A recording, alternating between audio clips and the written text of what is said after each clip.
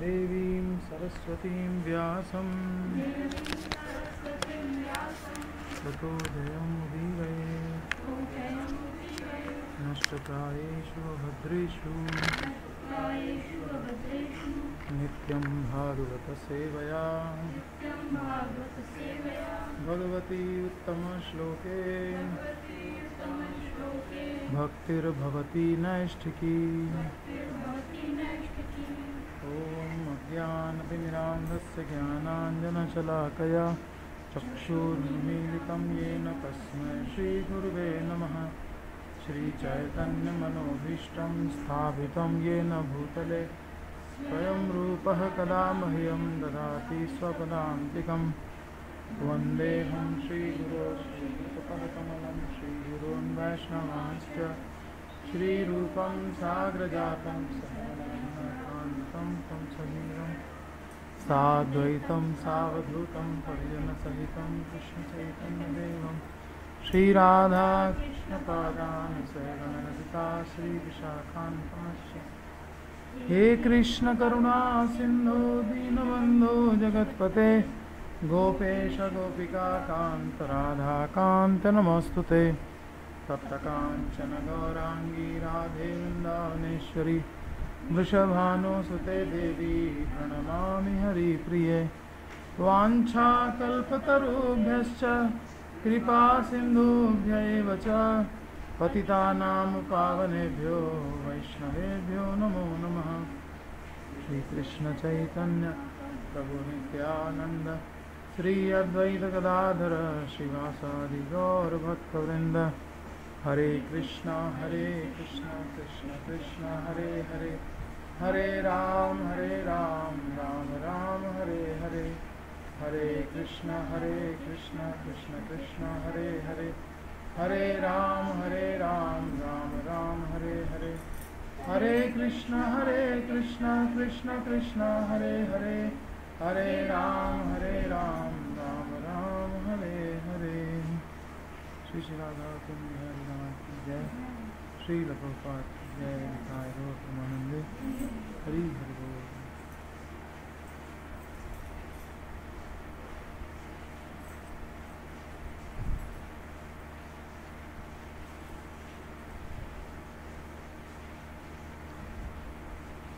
व्यवसायात्मिका बुद्धिः एकेह कुरुनन्दन बहुशाखाह्यनन्ताश्च बुद्धयो अव्यवसायिनाम्। व्यवसायात्मिका बुद्धिः एकेह कुरुनन्दन बहुशाखाह्यनन्ताश्च बुद्धयो अव्यवसायिनाम्। व्यवसायात्मिका बुद्धिः एकेह कुरुनन्दन बहुशाखाह्यनन्ताश्च बुद्धयो अव्यवसायिनाम्।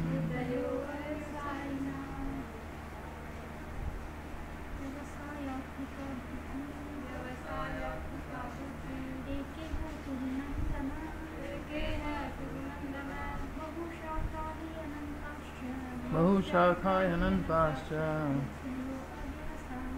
बुद्धयो अव्यवसायिनाम्। व्यवसायात्मिका बुद्धि एकेह कुरुनन्दन बहुशाखाह्यनन्ताश्च बुद्धयो अव्यवसायिनाम्।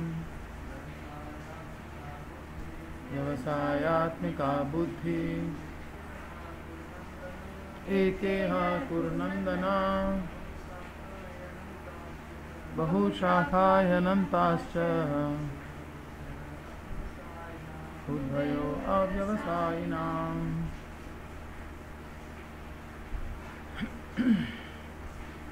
कुरुनंदन इह व्यवसायात्मिक बुद्धि एका। हे कुरुनंदन, इह इह का मतलब क्या दिया इसमें? इस संसार में। लेकिन अनुवाद में ये अर्थ नहीं आ रहा है। अनुवाद में देखिए क्या लिखा है, इस पथ के अनुगामी निश्चयात्मक बुद्धि से युक्त होते हैं। इस पथ के अनुगामी, इस पथ के अनुगामी के लिए संस्कृत वर्ड क्या लिखा है? इह। इह का मतलब दिया है इस पथ के अनुगामी। व्यवसायात्मिका मतलब वो निश्चयात्मक बुद्धि से युक्त होते हैं। बुद्धि तो बुद्धि लिखी, व्यवसायात्मिका बुद्धि, निश्चयात्मिका बुद्धि। तो इस पथ के अनुगामी, यह का मतलब इस संसार में, संसार में तो इस पथ के अनुगामी है ही नहीं।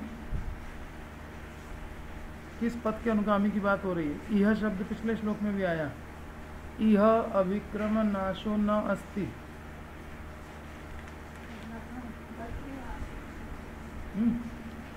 यह माने इसके अभिक्रम का नाश नहीं होता। किसके? जिसका वर्णन करने जा रहा हूं। क्या वर्णन कर चुका? ऐसा ते अभिता सांख्य, सांख्य का वर्णन कर चुका। बुद्धि योग तुमाम सुनो, बुद्धि योग सुनो। यह अभिक्रम नाशो न अस्ति, इसके अभिक्रम का नाश नहीं होता। प्रत्यवायो न विद्यते, प्रत्यवाय नहीं होता, दोष नहीं लगता। और स्वल्पम अप्यस्य धर्मस्य, अस्य धर्मस्य स्वल्पम अपि पालना महतो भयात् त्रायते, महान भय से रक्षा हो जाती है। तो यह शब्द बार बार आ रहा है, यह अभिक्रम नाशो न अस्ति। और यह व्यवसायात्मिका बुद्धि ही एका। तो यह का मतलब बार बार बुद्धि योग ही होगा। और बुद्धि योग में भी दो विभाग होते हैं, उसमें से भक्ति योग ही होगा। ठीक है। तो यह जहाँ भी आ रहा है पिछले श्लोक में, इस श्लोक में यह का मतलब संसार नहीं है, गलत हो गया है। इसमें लिख लीजिए, इस भक्ति मार्ग में, एकदम गलत हो गया।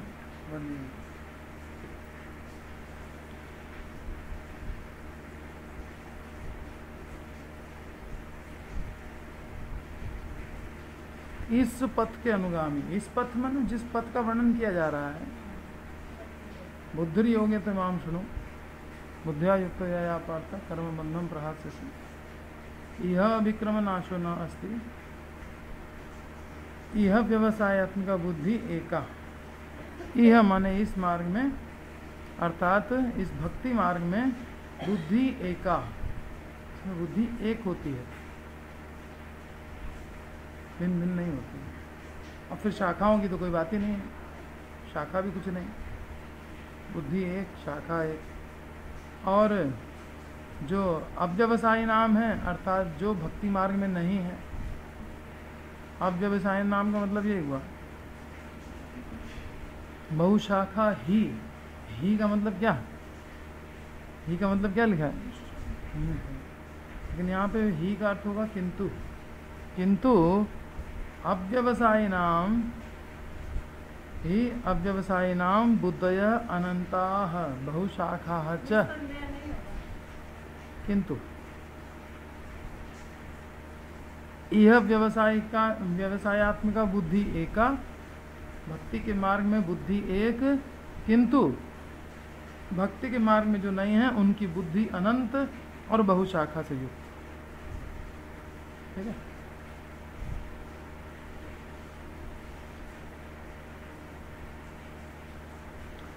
तो प्रभुपाद ने बता दिया कि व्यवसायात्मिका बुद्धि किसे कहते हैं? श्रद्धा, शब्द, विश्वास, सुदृढ़ निश्चय, कृष्ण भक्ति कैल सर्वकर्म पिता, यह है व्यवसायात्मिका बुद्धि। ऐसी बुद्धि का आधार क्या है? वो ज्ञान जिसमें व्यक्ति को ये बोध हो जाता है कि वासुदेव सर्वम इति। ठीक है। वासुदेव श्री कृष्ण ही सब कारणों के परम कारण हैं। और ऐसा जन्म जन्म की बुद्धि के कारण होता है, बहुत दिनों तक ज्ञान लेना पड़ता है, तब जा करके व्यक्ति इस स्टेज में आता है। और ऐसा ज्ञान प्राप्त कहाँ से होता है? गुरु से होता है। प्रामाणिक प्रतिनिधि, भगवान के प्रामाणिक प्रतिनिधि से, कृष्ण तत्ववेत्ता से ही ये ज्ञान प्राप्त होता है। कृष्ण तत्ववेत्ता से तो प्राप्त होता है, परंतु हमारे में क्या योग्यता होगी तब प्राप्त होगा जब हम गुरु की आज्ञा को अपने जीवन का अनन्य लक्ष्य बना लेंगे, तब हमें इस ज्ञान की प्राप्ति होगी कि वासुदेव सर्वमिति। तब हमारी निश्चयात्मिका बुद्धि होगी, तब एक बुद्धि से चलेंगे, नहीं तो अनंत बुद्धि बटी रहेगी। कभी लगेगा ये कर लें, कभी लगेगा वो कर लें, कभी लगेगा एक चीज़ में दृढ़ निश्चय होकर के भाई पहले गीता पढ़ ले, निश्चयात्मिका बुद्धि नहीं रह पाएगी, इधर उधर भागता रहेगा। और निश्चयात्मिका बुद्धि और वासुदेव सर्वमिति और प्रभुपाद को गुरु मान करके और उनकी आज्ञा का पालन करना ही जीवन का लक्ष्य बना लेना, ये सब कौन करेगा?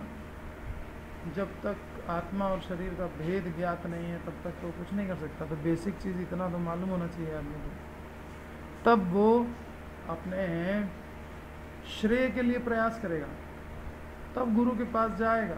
जिज्ञासु श्रेय उत्तमम। गुरु के पास आदमी ऐसे ही अचानक थोड़ी चला जाता है, कुछ तो कहीं ना कहीं से इधर उधर से कुछ ज्ञान वान लेता है और फिर उसको समझ में आता है कि हाँ क्या चीज़ नित्य है अनित्य है, शरीर वरीर का कुछ कुछ समझ में आता है, और क्लियर नॉलेज के लिए तब गुरु के पास जाता है, डायरेक्ट पहुंच जाता है। डायरेक्ट तो बड़े मुश्किल कुछ लोग पहुँचते होंगे। तो यहाँ प्रभुपाद जी ने तो ये लिखा है, यह संपूर्ण पद्धति आत्मा के उस पूर्ण ज्ञान पर आधारित है जिसके द्वारा देहात्म बुद्धि का नाश हो जाता है। आत्मा के तत्व को केवल सिद्धांत रूप में मानना पर्याप्त नहीं है, व्यवहार में उसका आचरण भी करना चाहिए। ऐसा होने पर सकाम कर्म रूपी इंद्रिय तृप्ति संभव नहीं रहती। जब आत्मज्ञान हो जाता है तो फिर इंद्रिय तृप्ति पॉसिबल नहीं रह जाती है। नाना प्रकार के सकाम कर्मों से वही मार्गच्युत होता है जिसकी बुद्धि व्यवसायत्मिका नहीं है, वही गिरता रहता है, वही कभी कर्म में आसक्त हो जाता है, कभी ज्ञान में आसक्त हो जाता है, कभी भटकता रहता है। तो ये प्रभुपाद जी का तात्पर्य था। आज विश्वनाथ चक्रवर्ती ठाकुर का तात्पर्य सुन लीजिए।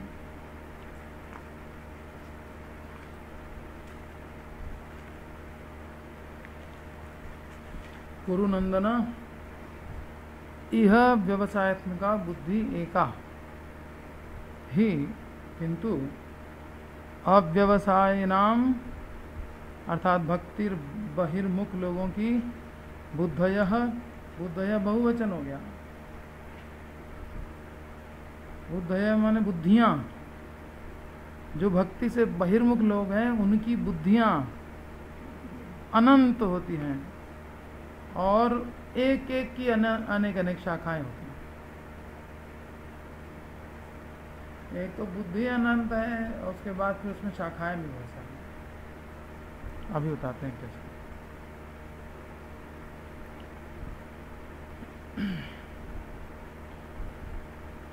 तो चक्रवर्ती बात कह रहे हैं, सर्वाभ्योपि बुद्धिभ्यो भक्ति योग विषयिण्य एव बुद्धि उत्कृष्ट। सारी बुद्धियों में जो बुद्धि भक्ति योग में लगी है वो उत्कृष्ट है। ठीक, सारी बुद्धियों में मतलब कोई बुद्धि कर्मयोग में लगी है, कोई बुद्धि ज्ञान योग में लगी है और कोई बुद्धि भक्ति योग में लगी है, कोई बुद्धि तो भौतिक भोगों में लगी पड़ी है। तो इन सारी बुद्धियों में कौन से लोग सोचते हैं ना, जो बहुत सेंस एंजॉयमेंट कर लेता है, बहुत धन अर्जित कर लेता है, एकदम बड़ा बुद्धिमान है, इसने देखो कितना पैसा बना लिया। एक बुद्धि वो है भोगों में फंसी हुई है, दूसरा कर्म योग में है कि वो कर्म करता है, फल भगवान को अर्पण करता है, कितना बुद्धिमान है। जैसे जिन्होंने ये बुक्स ये सारी लाइब्रेरीज में दी हैं, उन्होंने कितना बड़ा कर्मयोग किया है, धन अर्जित किया किसी भी साधन से और प्रभुपाद की बुक्स लाइब्रेरी में पहुंचा रहे हैं उस धन से, ये कर्मयोग हो गया। ठीक है। और फिर उसके बाद कोई व्यक्ति ज्ञान प्राप्त कर रहा है। ज्ञान क्या? भगवत गीता का ब्रह्म ज्ञान। भगवत गीता में तो बहुत सारा ज्ञान है, ब्रह्म ज्ञान भी है और साथ साथ शुद्ध भक्ति से संबंधित ज्ञान भी है। ये तो वेदों का सार कहा गया है, वेदस्य सर्वै अहमेव वेद्यो, है ना। लेकिन जब ज्ञान की बात होती है तो निर्विशेष ब्रह्म ज्ञान की ही बात होती है आमतौर पर, ठीक है। जब सिर्फ ऐसे ज्ञान कहा जाता है तो फिर वो निर्विशेष ब्रह्म ज्ञान की ही बात होती है। तो कुछ लोगों की बुद्धि वो ब्रह्म ज्ञान प्राप्त करने में लगी हुई है, वेदों का अध्ययन बैठ के कर रहे हैं। तो ये सारी जो बुद्धियां हैं, सर्वेभ्यो अपि बुद्धिभ्यो भक्ति योग विषयन्या, जिस बुद्धि का विषय भक्ति योग है वो बुद्धि कैसी है? उत्कृष्ट। उत्कृष्ट सबसे टॉप की बुद्धि कौन सी है? जिसका विषय भक्ति योग है। जिस बुद्धि का विषय भक्ति योग है वो सबसे टॉप क्लास की है। यही बताने के लिए भगवान ने इस श्लोक को कहा है। इस श्लोक की उत्पत्ति यहीं से हो रही है, क्योंकि पीछे भगवान ने कहा कि सांख्य योग मैंने बता दिया, ऐसा ते अभिता सांख्य बुद्धिर योगे तो माम सुनो। बुद्धिर योग में भी दो बातें आ गई, कर्म योग और दूसरा भक्ति योग, और जो ज्ञान योग है वो भी तो बुद्धि ही है। तो कर्म योग, ज्ञान योग और भक्ति योग तीनों ही बुद्धि हैं, परंतु इन सब बुद्धियों में सर्वश्रेष्ठ बुद्धि है जो भक्ति में लगी है, जिसका विषय है भक्ति।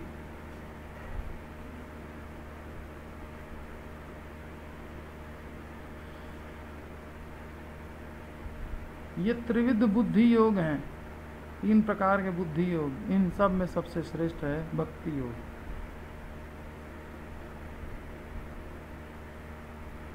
और इस भक्ति योग में जो व्यवसायत्मिका बुद्धि है वो एक होती है, अर्थात जो दृढ़ श्रद्धा है इस मतलब भक्ति योग तो सर्वश्रेष्ठ है ही है, लेकिन भक्ति योग में भी जो अगर किसी की व्यवसायत्मिका बुद्धि हो तो वो एक ही होती है, उसका लक्ष्य सिर्फ ब्रजेंद्र नंदन श्री कृष्ण होता है। व्यवसायत्मिका बुद्धि, लक्ष्य वस्तु सिर्फ एक। जैसे बिजनेसमैन होता है, उसका लक्ष्य क्या होता है? सिर्फ एक लक्ष्य होता है, धन अर्जित करना। किस चीज़ का बिजनेस करना है वो ज़्यादा इंपॉर्टेंट नहीं होता उसके लिए, चाहे कपड़ा बेचे, चाहे किताब बेचे, चाहे पेन पेंसिल बेचे, कुछ भी बेचे, उसको पैसा चाहिए। तो लक्ष्य वस्तु केवल ब्रजेंद्र।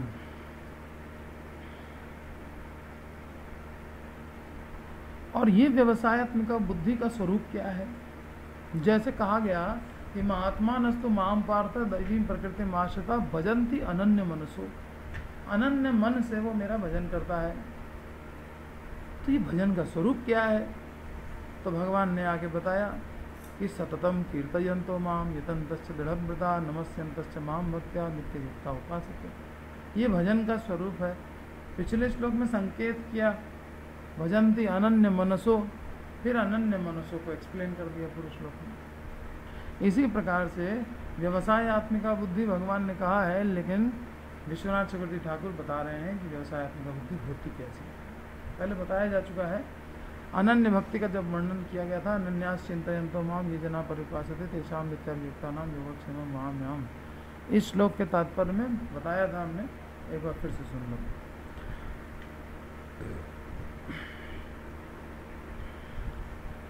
मम श्रीमद् गुरु उपदिष्टम, मेरे गुरु ने जो उपदेश किया है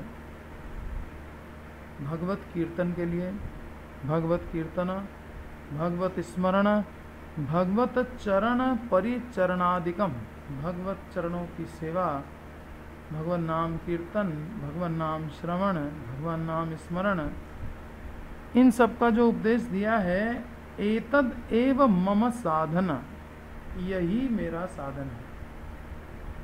एतद एव मम साध्यम, यही मेरा साध्य है। मेरे गुरु ने जो उपदेश दिया है श्रवण कीर्तन और भगवान की सेवा का, वही मेरा साधन है, वही मेरा साध्य है। बस वही मेरा, उसी को लक्ष्य मान लो। ये नहीं कि इसके द्वारा कोई और लक्ष्य प्राप्त होना है। गुरु की आज्ञा पालन ही लक्ष्य है। गुरु की आज्ञा पालन से कुछ प्राप्त होने वाला है ऐसा नहीं।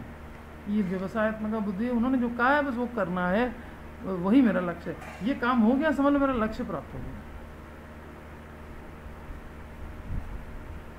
एतत् एव, ये ही, एव माने ही, एतत् एव मम साधनम, एतत् एव मम साध्यम। यही मेरा साधन है, यही मेरा साध्य है। एतत् एव मम जीवतुः, यही मेरा जीवन है।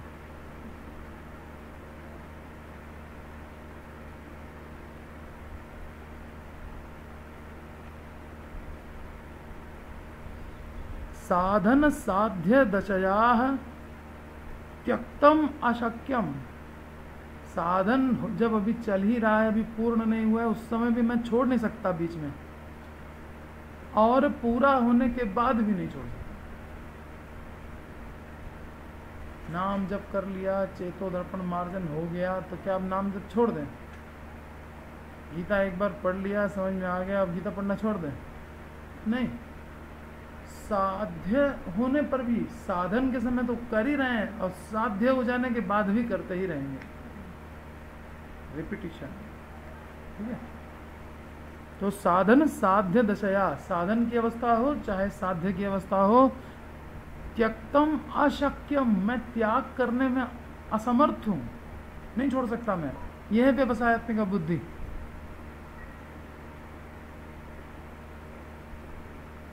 एतत् एव मम काम्यम, यही मेरी एकमात्र इच्छा है कि मेरे गुरु ने जो कहा है वो मैं कर सकूं। एतत् एव मम काम्यम, एतत् एव मम कार्यम, यही मेरा काम है, यही मेरी इच्छा है, यही मेरा जीवन है, यही मेरा साधन है, यही मेरा साध्य है। न साधन अवस्था में न सिद्ध अवस्था में मैं इसको त्याग करने में असमर्थ हूं। एतत् अन्यम न मे कार्यम, इसके अलावा मेरा कोई कार्य नहीं है। एतत् अन्यम न अपि अभिलषणीयम, इसके अलावा मेरी कोई दूसरी अभिलाषा भी नहीं है। न कोई काम है, न कोई अभिलाषा है। स्वप्ने अपि, स्वप्न में भी मेरी दूसरी कोई ना अभिलाषा है, न दूसरा कोई काम है।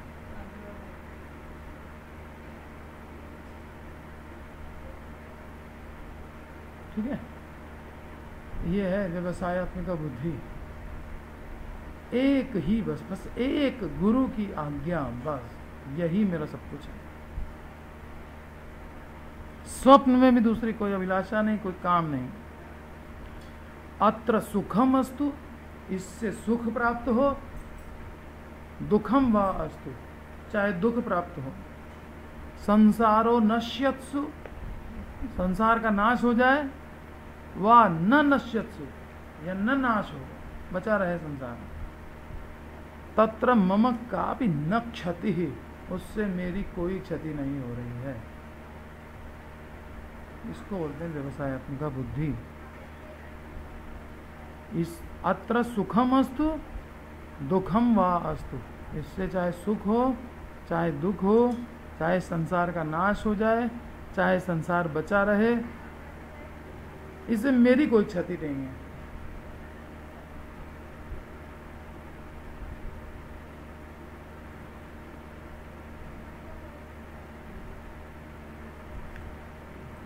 ठीक है। एवं निश्चयात्मिका बुद्धि ही अकैतव भक्तौ एव संभवेत। ऐसी निश्चयात्मिका बुद्धि केवल निष्कपट भक्तों में ही संभव है, दूसरे किसी में संभव नहीं है। यही बताने के लिए भगवान ने इस श्लोक की दूसरी लाइन कही, बहुशाखा ही अनंताश्च बुद्धयो अव्यवसायिनः। भक्तों की बुद्धि एक होती है, ये बताने के लिए भगवान ने पहली लाइन कही इस श्लोक की।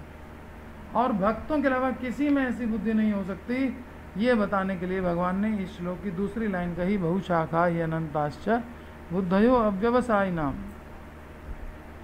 अर्थात भोग और मोक्ष की कामना से रहित निष्कपट भक्त ही ऐसी बुद्धि से युक्त हो सकते हैं, जिनमें न भोग की लालसा हो, न मोक्ष की लालसा हो, न सिद्धि की लालसा हो, निष्कपट हो, बिल्कुल कोई दिखावा नहीं, बस वही लोग ऐसी बुद्धि से युक्त हो सकते हैं, नहीं तो ये बुद्धि नहीं आ सकती।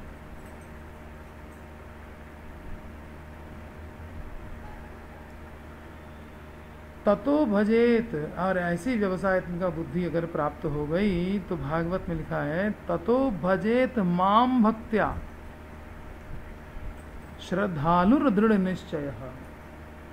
ऐसा श्रद्धालु व्यक्ति, ऐसी व्यवसायत्मिका बुद्धि प्राप्त होने के बाद श्रद्धालु व्यक्ति दृढ़ निश्चयी होकर भक्ति पूर्वक मेरा भजन करेंगे, ये भगवान ने कहा। ततो भजेत माम भक्त्या श्रद्धालुर दृढ़ निश्चय। दृढ़ निश्चयी होकर के तो वही कर सकता है जिसने इतना बड़ा संकल्प किया हो।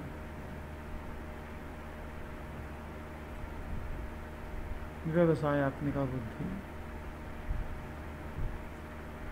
और भक्ति के अतिरिक्त अन्य कहीं भी बुद्धि अनन्या नहीं हो सकती। व्यवसायत्मिका बुद्धि या अनन्या बुद्धि या अनन्या भक्ति बात एक ही है, अनन्य, ठीक है ना। इसमें अनन्यता तो प्रकट हो रही है ना पूरी तरह से, इसीलिए अनन्यास चिंतयन्तो में यही वाला कोटेशन दिया गया था। भक्ति के अतिरिक्त अन्य कहीं भी बुद्धि अनन्या नहीं हो सकती, इसीलिए कृष्ण कह रहे हैं बहुशाखा ही अनंताश्च बुद्धयो अव्यवसायिनाम। अब एक एक करके उनका वर्णन करेंगे कि भक्ति के अतिरिक्त अन्य बुद्धि होती कौन सी है। कर्म योग में बुद्धि हो मान लो, तो कर्म योगे कामानाम अनंत्यात्, उसमें इच्छाएं अनंत होती हैं। कर्मयोग माने हम कर्म कर रहे हैं और कुछ फल भगवान को अर्पण कर रहे हैं, कुछ फल से अपने परिवार को सुखी बना रहे हैं। तो अब कुछ फल जो परिवार के लिए दे रहे हैं, तो परिवार की तो इच्छाएं बहुत सारी हैं, हमारी खुद की भी परिवार के साथ में कुछ इच्छाएं होंगी जिनकी पूर्ति के लिए हमने उस पोर्शन को रिजर्व करके रखा हुआ है। तो कर्मयोग में अनेक प्रकार की इच्छाएं शेष रहती हैं जीव के अंदर। ऐसा नहीं है कि वो इच्छाएं छोड़ चुका, इच्छाएं छोड़ चुका तो फिर कर्म भी छोड़ देगा ना। कर्म को पकड़े हुए है, केवल श्रवण कीर्तन में नहीं लग रहा है, इसका मतलब कि अभी इच्छा बाकी है। कर्मयोगे कामानाम अनंत्यात्, अनंत कामनाएं होती, इसलिए बुद्धयो अनंता, इसलिए बुद्धि भी अनंत प्रकार की होती है, ठीक है। एक बुद्धि नहीं होती है।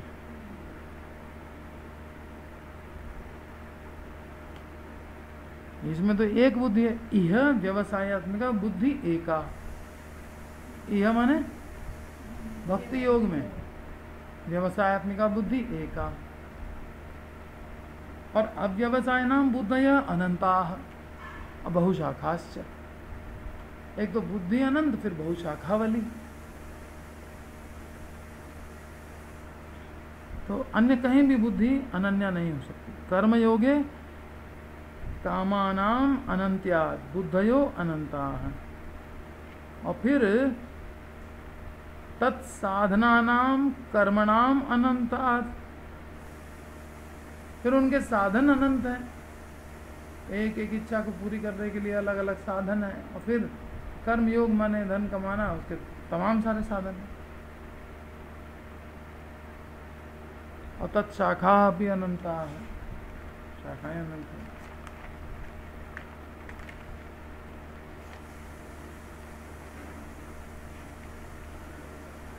तो कामनाएं अनंत हुई तो कहा कि बुद्धि अनंत है, और शाखाएं अनंत का मतलब कि उनके साधन अनंत है। अब ज्ञान योग को देख ले, ज्ञान योग में क्या है, एक बुद्धि उसमें भी नहीं है, एका बुद्धि नहीं है, तथैव ज्ञान योगे प्रथम अंतःकरण शुद्ध्यर्थम निष्काम कर्मणि बुद्धि। कर्म योग में ज्ञान योग में हमको ज्ञान चाहिए, तो ज्ञान चाहिए तो सबसे पहले क्या चाहिए? शुद्धि चाहिए हृदय की। हृदय की शुद्धि के लिए पहले कर्म योग में बुद्धि रहेगी, ठीक है। निष्काम कर्मणि बुद्धि, पहले पहले बुद्धि निष्काम कर्म में रहेगी। ततः तस्मिन् शुद्धे सति, और चित्त के शुद्ध हो जाने पर कर्म संन्यासे बुद्धि, फिर कहेंगे हम ये कर्म छोड़ो, तभी ज्ञान प्राप्त कर पाएंगे। कर्म का संन्यास हो गया। तदा, तब क्या होगा? ज्ञाने बुद्धि, फिर ज्ञान में बुद्धि आ जाएगी। ज्ञान लो ज्ञान लो ज्ञान लो। पहले तो कर्म निष्काम कर्म, और फिर उसके बाद कर्म संन्यास, और फिर उसके बाद ज्ञाने बुद्धि। फिर ज्ञान प्राप्त करते करते देखा कि आनंद तो मिल नहीं रहा है ना। तो ज्ञाने वैफल्य, ज्ञान की विफलता हो गई आनंद देने में।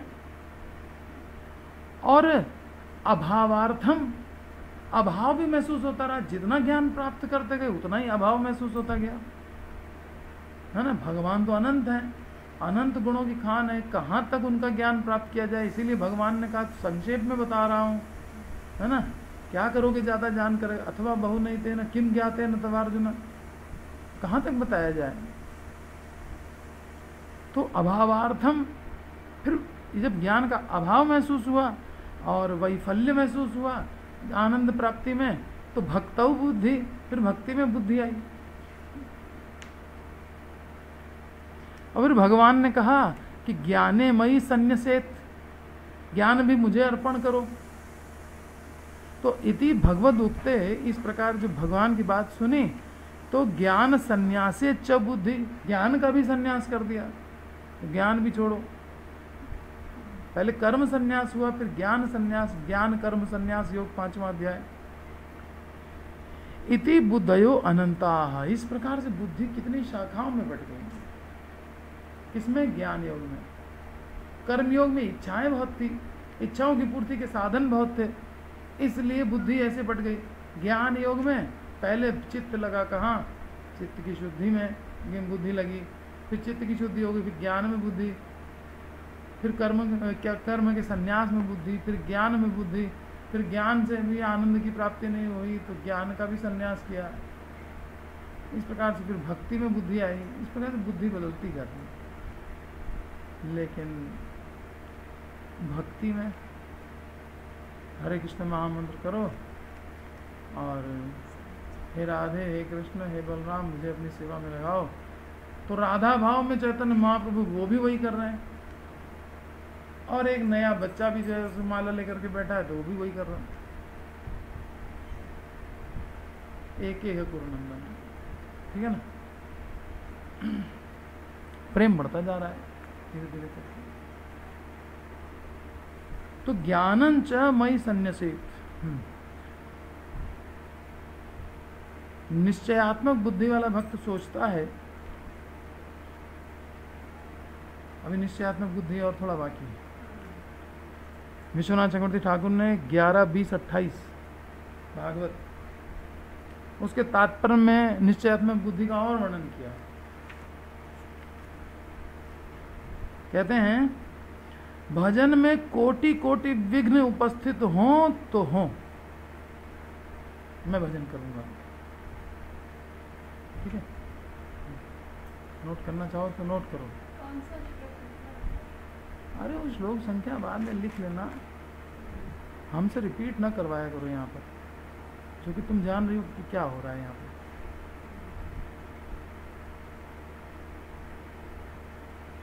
भजन में कोटि कोटि विघ्न उपस्थित हों तो होने दो, मैं भजन नहीं छोड़ूंगा। प्राण जाए तो जाए, मैं भजन नहीं छोड़ूंगा। ध्रुव महाराज सांस रोक करके बैठ गए।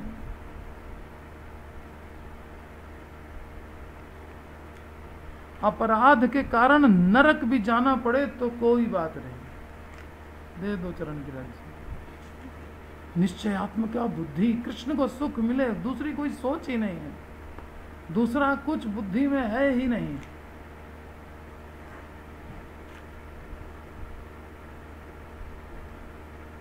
यदि स्वयं ब्रह्मा भी आदेश दें तो भी ज्ञान और कर्म को अंगीकार नहीं करूंगा।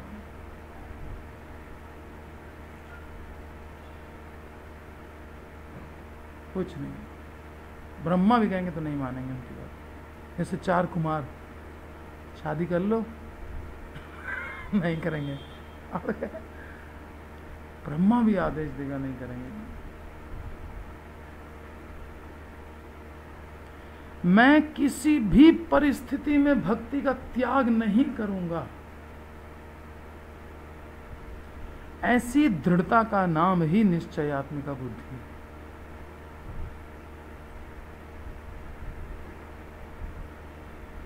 और अगर ऐसी बुद्धि न रखी तो क्या रिजल्ट निकल आएगा?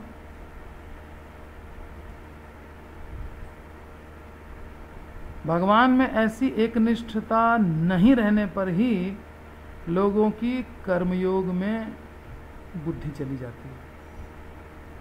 ठीक है, एक निष्ठा है नहीं तो कर्मयोग की ओर मुड़ गया और उसी में दृढ़ हो गया, फिर उसको छोड़ने में उसकी हालत बिगड़ती है। और ज्ञान योग संबंधी बुद्धि हो जाती है, ज्ञान ही सब कुछ है, ज्ञान दिया भगवान, मेरे गुरु ने, गुरु भगवान, गीता भगवान, ज्ञान, ज्ञानी से बढ़ के कोई है ही नहीं, ऐसा सोचने लगता है। तो ये जो कर्म योग और ज्ञान योग में जो बुद्धि होती है उसके अनेक विषय हैं। जैसे लौकिक सुख, कर्मयोग कर रहा है तो लौकिक सुख भी तो भोग रहा है साथ में, और पारलौकिक सुख सतोगुणी कर्म है ना, निष्काम भगवत अर्पित कर्म योग भी सतोगुण पे है, और सतोगुण में जो रहता है ऊर्ध्वम गच्छन्ति सत्तस्ता, चला जाएगा स्वर्ग लोक। ठीक है, पारलौकिक सुख, एक तो लौकिक सुख में बुद्धि है, लौकिक सुख को विषय बना रखा है, पारलौकिक सुख को विषय बना रखा है, और लाभ, पूजा, बड़ा ज्ञान है तो लोग बड़ी पूजा करेंगे, और प्रतिष्ठा, सम्मान समाज में मिलेगा, जगत गुरु की उपाधि मिल जाएगी।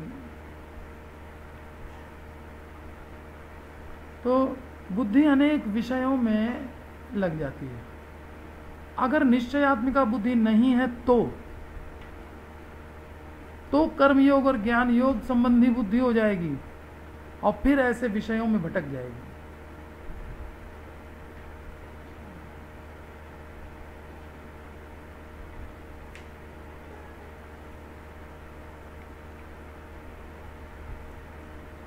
तो इसीलिए कहा है कि विविध शाखामयी बुद्धि है ना, बहुशाखा ही अनंताश्च बुद्धयो अव्यवसायिनो।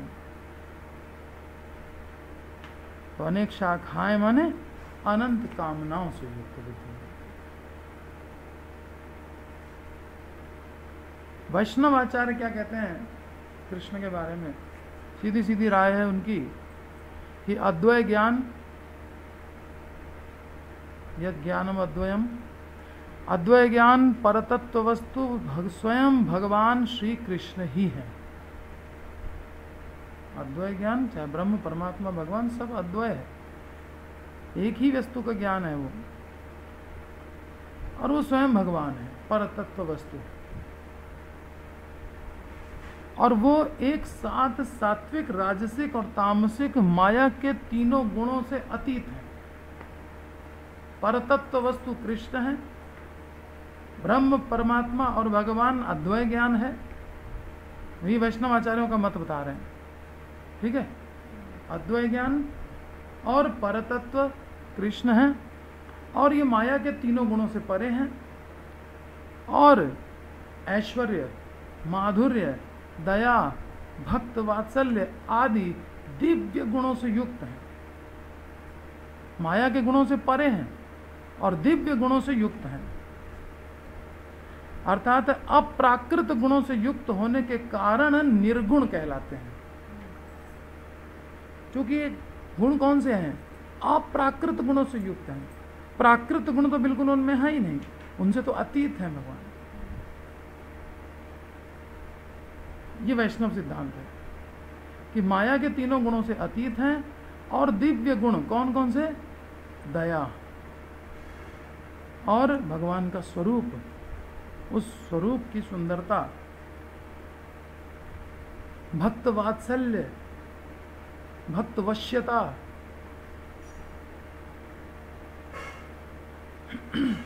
ये सब अप्राकृत गुणों से युक्त होने के कारण ही उनको निर्गुण कहा जाता है। निर्गुण जब भी भगवान को कहा जाए, इसका मतलब कि माया के 3 गुणों से परे और दिव्य गुणों से युक्त।